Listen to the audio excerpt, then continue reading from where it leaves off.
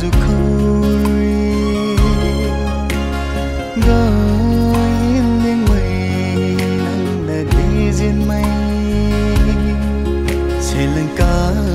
xa cơ phùi sẽ lần cá xa cơ phùi đi đã khăng mà khe riêng mây nắng khâu hay nắng hầm na bay mây cả ghi mà đi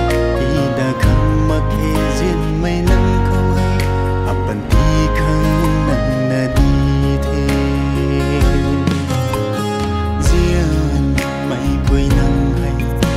khăng cũng lên mấy lần kêu thế riêng mây quay nắng hay khăng cũng lên mấy lần kêu thế cũng na sao riêu cánh tung xuống đâm đầu mây ra bụi ni đâm suy hàng lâu đi nghe đâm đầu mây ra bụi ni đâm suy hàng lâu đi nghe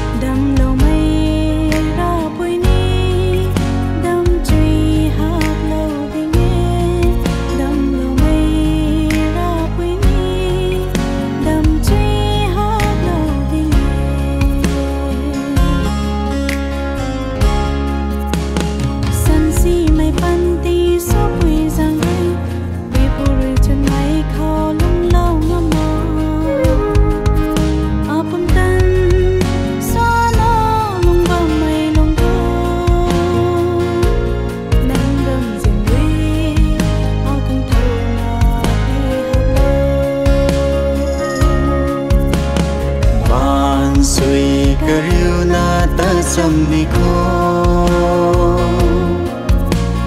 phần ti khâu này là bù ni ren ra bù